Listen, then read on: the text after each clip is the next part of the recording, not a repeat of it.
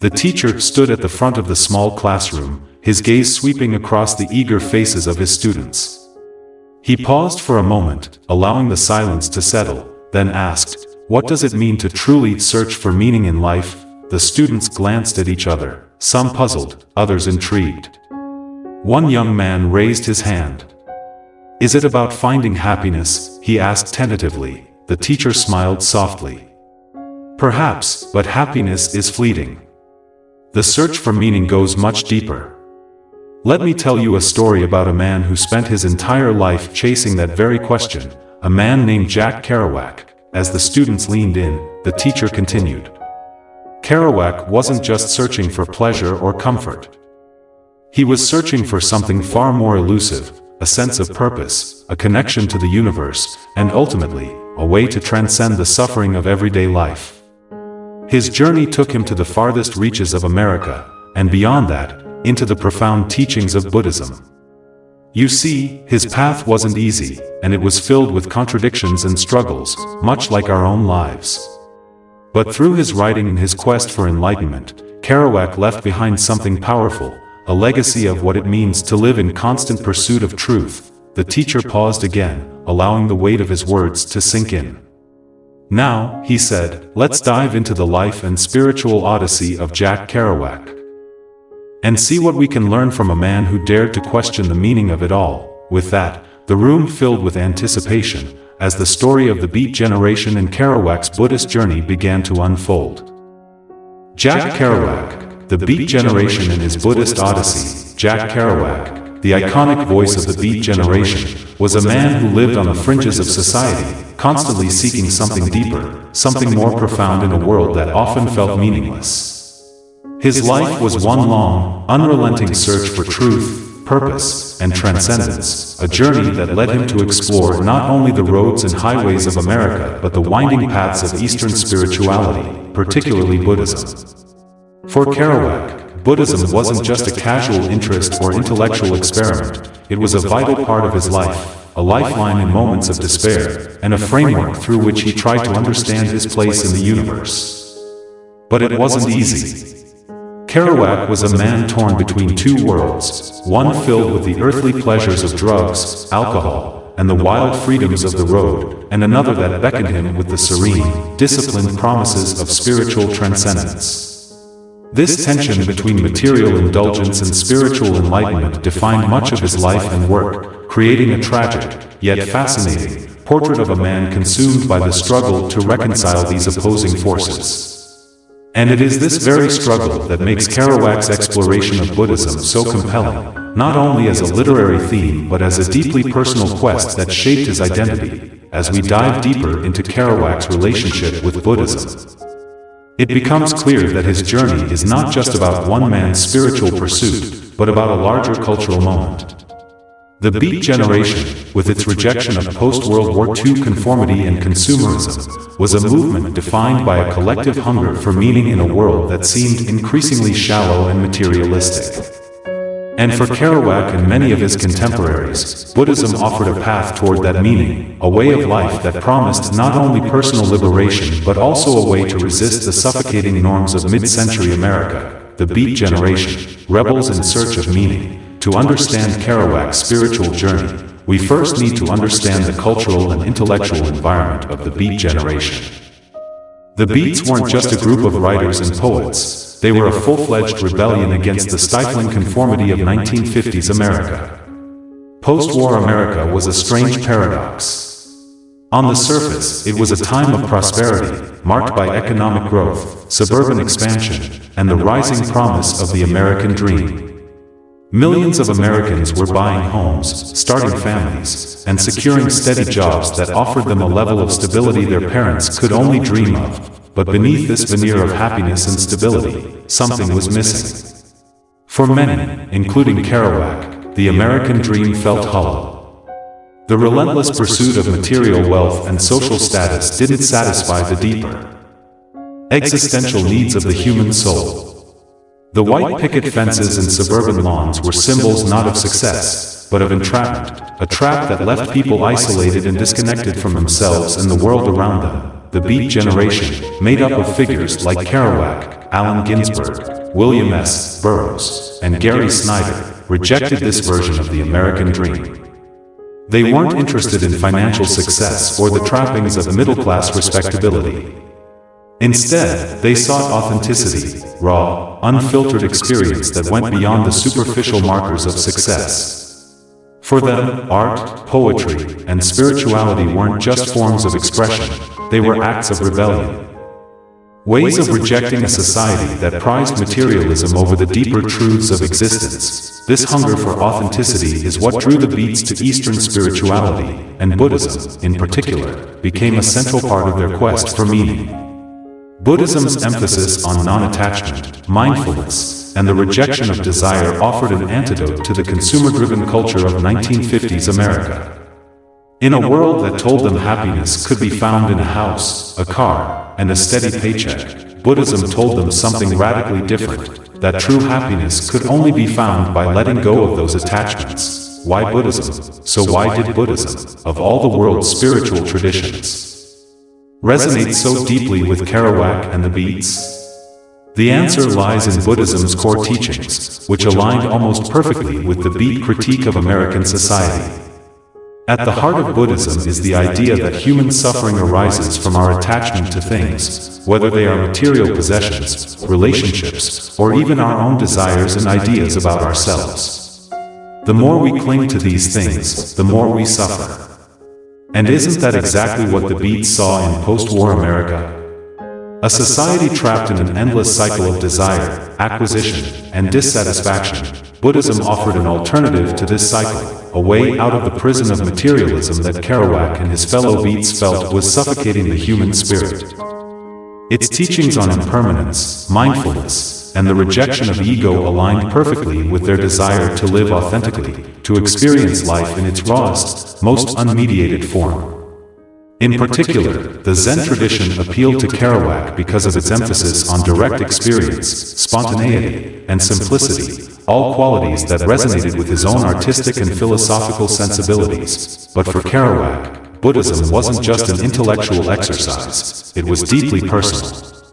He wasn't simply looking for an interesting new philosophy to incorporate into his writing, he was looking for a way to navigate the existential despair that haunted him throughout his life. Kerouac was a man plagued by feelings of isolation, depression, and a profound sense of alienation. Despite his literary success, he never felt truly at peace, always struggling with the tension between his spiritual aspirations and his personal demons. Buddhism, with its promise of liberation from suffering, offered him a way to make sense of these contradictions, a way to reconcile his desire for transcendence with the harsh realities of his inner turmoil. The influence of Gary Snyder, a spiritual guide. One of the most important figures in Kerouac's spiritual journey was Gary Snyder, a poet and Zen practitioner who introduced him to the principles of Buddhism. Snyder wasn't just a fellow traveler on the spiritual path, he became a guide. A mentor, someone who embodied the values that Kerouac so desperately wanted to integrate into his own life. Snyder's influence on Kerouac cannot be overstated. He introduced him to key Buddhist texts like the Diamond Sutra and the Lankavatara Sutra, and emphasized the importance of meditation, mindfulness, and living in harmony with nature. Snyder's approach to Buddhism was deeply rooted in practice, not just theory. He didn't simply talk about Buddhism, he lived it. He embraced a life of simplicity and discipline, often retreating into the wilderness for periods of meditation and contemplation. This emphasis on direct experience, on living according to the principles of Buddhism rather than just thinking about them, had a profound impact on Kerouac. It showed him that the answers he was looking for couldn't be found in intellectual discourse or abstract philosophy, they had to be lived. This introduction to Buddhism ignited a spiritual quest that would permeate much of Kerouac's later work, particularly his novel The Dharma Bums, 1958. Buddhism provided Kerouac with a framework to understand his own suffering, his feelings of alienation, and his deep longing for freedom. It offered him a way to reconcile the tension between his desire for spiritual enlightenment and his struggles with the temptations of the material world. The Dharma Bums, a Buddhist journey through the American wilderness. If on the road was Kerouac's celebration of spontaneous freedom and the open road, the Dharma Bums was his ode to the spiritual quest.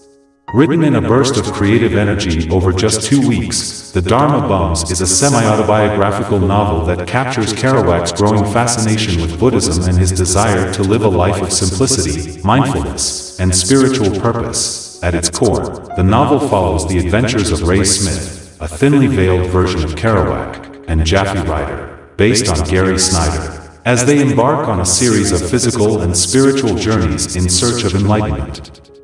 The title itself is a perfect encapsulation of the novel's themes. Dharma refers to the teachings of the Buddha, while Bums evokes the image of wanderers, vagabonds who reject societal norms and live on the fringes of mainstream society. Together, the title suggests a group of spiritual seekers who are more interested in the pursuit of truth than in accumulating wealth or status. In the Dharma Bums, we see Kerouac at his most vulnerable, his most idealistic, and his most spiritually ambitious. Ray and Jaffe are constantly seeking moments of transcendence, whether through meditation, hiking in the mountains, or engaging in deep philosophical discussions. But these moments are often fleeting, and the characters are forced to confront the reality that enlightenment isn't something that can be easily attained. It's a constant struggle, a journey that is never truly complete. One of the most powerful aspects of the novel is its depiction of nature as a backdrop for spiritual exploration. The mountains, forests, and rivers that Ray and Jaffe traverse are more than just scenic settings. They are symbols of the impermanence and interconnectedness of all things, key tenets of Buddhist thought. As Ray contemplates the beauty of the natural world, he is reminded of the transient nature of existence, the fleetingness of life, and the importance of living in the present moment. Buddhist themes in the Dharma Bums. Kerouac's engagement with Buddhism is most vividly expressed through the central themes of the Dharma Bums. Let's break down some of the major Buddhist ideas that Kerouac weaves into the novel. 1. The quest for enlightenment. The search for spiritual enlightenment is the novel's central theme. Ray and Jaffe are both on a spiritual journey, seeking to transcend the mundane world and achieve a higher state of consciousness. Jaffe, with his Zen-like demeanor, embodies the figure of the Bodhisattva, a person who has attained enlightenment but chooses to remain in the world to help others. Ray, on the other hand, is still searching, still struggling to let go of his attachments and desires. The novel doesn't offer any easy answers. Enlightenment, it suggests, is a constant struggle, a process of growth rather than a final destination. 2. Mindfulness and meditation. One of the key practices in Buddhism is mindfulness, the act of being fully present in each moment. Throughout the novel, Ray and Jaffe engage in meditation, often in the midst of nature, as a way to cultivate awareness and inner peace. For Ray, meditation is a way to quiet his restless mind, but it's not always easy. He struggles to stay focused, often finding himself distracted by the concerns of everyday life. This struggle to maintain mindfulness is something many readers can relate to. How often do we find ourselves lost in thought? Unable to fully engage with the present moment? 3. Non-attachment and simplicity. In Buddhism, non-attachment is the key to liberation. It's the idea that our suffering comes from our attachment to things, whether they are material possessions, relationships, or even our own ideas about ourselves. In the Dharma Bums, both Ray and Jaffe reject the materialism of mainstream American society, choosing instead to live simple, ascetic lives. Jaffe, in particular, embraces the principles of voluntary poverty, living with minimal possessions and dedicating himself to spiritual practice. Ray is drawn to this way of life but finds it difficult to fully embrace. His struggle with non-attachment reflects the tension between his spiritual aspirations and his worldly desires. 4. Impermanence and suffering. The Buddhist concept of impermanence, anicca, is a recurring theme in the Dharma Bums. Ray frequently reflects on the fleeting nature of life, particularly in his encounters with nature. The mountains, rivers, and forests that Ray and Jaffe explore serve as reminders of the impermanence of all things, including human life. This awareness of impermanence is closely linked to the Buddhist understanding of suffering, dukkha, which arises from our attachment to things that are inherently temporary. Throughout the novel, Ray grapples with the inevitability of suffering and the possibility of transcending it through spiritual practice. 5.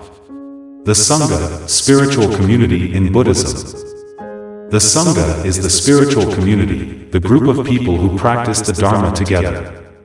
In the Dharma Bums, Ray and Jaffe form their own informal Sangha, a loose-knit group of wanderers who share a common interest in Buddhism and a desire to live according to its principles. Their community, though unstructured, represents the importance of fellowship and mutual support in the spiritual journey. It's a reminder that while the path to enlightenment is ultimately an individual one, we don't have to walk it alone. Buddhism and Kerouac's writing style. Kerouac's engagement with Buddhism didn't just influence the themes of his work, it also had a profound impact on his writing style. One of the most distinctive aspects of Kerouac's literary output is his use of spontaneous prose, a writing style that emphasizes fluidity, immediacy, and a rejection of conventional narrative structures.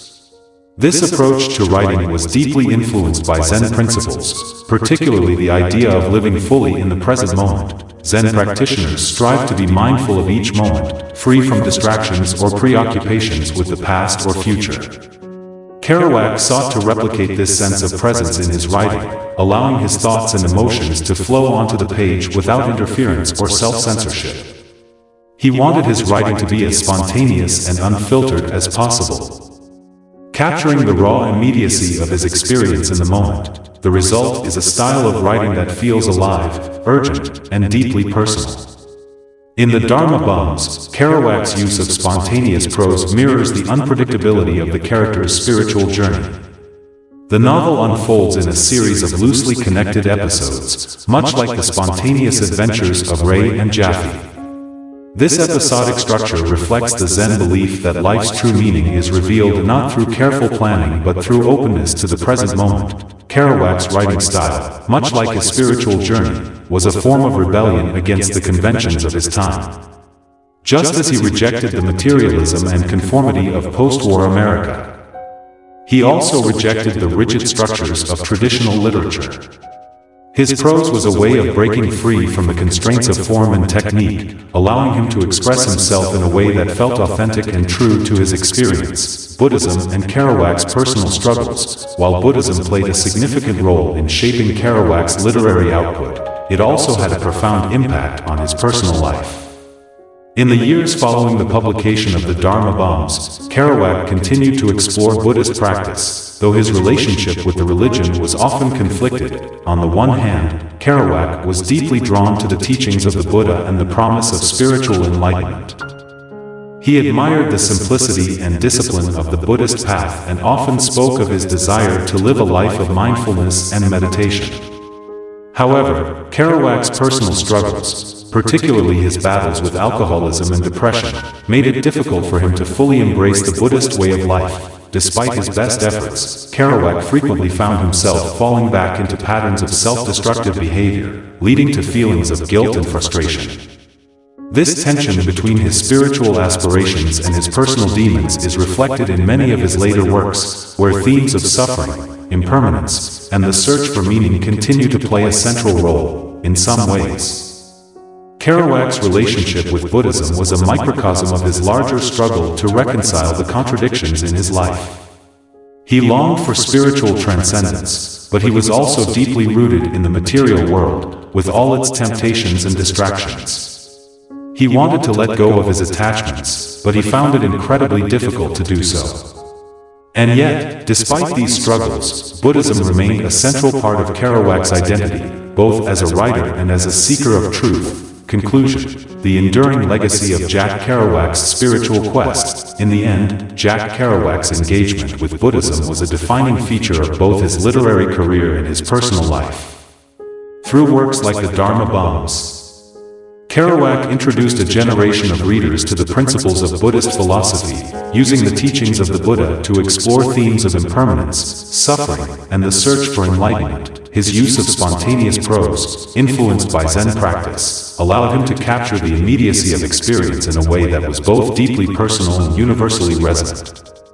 While Kerouac's relationship with Buddhism was often fraught with difficulty, it remained a central aspect of his identity as both a writer and a seeker of truth. Through his exploration of Buddhist thought, Kerouac sought to transcend the suffering and alienation of modern life, finding moments of peace and clarity in the midst of chaos. Though he never fully achieved the spiritual enlightenment he so desperately sought, his journey remains a powerful testament to the enduring human quest for meaning and understanding. And maybe that's the point. Maybe the search itself, the questions, the struggles, the moments of transcendence, is what gives life its true meaning. And for that, Kerouac's legacy continues to resonate, inspiring countless readers to embark on their own spiritual quests, no matter how uncertain the path may be. After all, isn't that what it's all about? As the lesson drew to a close, the students sat in reflective silence, absorbing the intricate layers of Jack Kerouac's journey. The teacher, sensing the weight of the moment, stepped forward and posed another question. So, what do you think, now that you've heard Kerouac's story? Did he ever find the meaning he was searching for? One of the students, the same young man who had spoken earlier, hesitated before replying, "I don't know." He seemed to get close, but he never seemed satisfied. Maybe the search is never really over, the teacher nodded thoughtfully. Exactly. That's the paradox, isn't it? Kerouac's life was full of contradictions. He craved spiritual enlightenment but couldn't escape the pull of worldly desires. He wanted freedom but often felt trapped by his own habits and fears. And yet, it's those very struggles that made his journey so human. He never found a perfect answer, but in a way, the search itself was the answer. The students exchanged glances, the weight of the teacher's words hanging in the air. So, the teacher continued, what does that mean for us? Should we expect to ever fully arrive at the truth?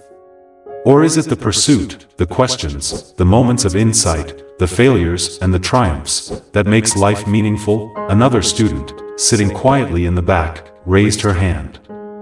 Maybe, it's like what you said at the beginning. The search for meaning isn't just about happiness or success. It's about how we live, how we ask questions, and how we grow. The teacher smiled, pleased with the insight. Exactly. Kerouac's story isn't about a perfect ending, it's about the courage to keep asking, to keep seeking. And in that way, his journey continues in all of us. We, too, are travelers on this road, and the important thing is not where we end up, but that we remain open to the journey. As the students gathered their belongings and prepared to leave, the teacher's voice echoed one last thought. Remember, life is less about finding all the answers and more about the beauty of the search. Like Kerouac, may you never stop seeking your own truth, no matter where the road takes you. With that, the class ended, but the story, and the questions, lingered, following the students out into the world, where their own journeys were just beginning.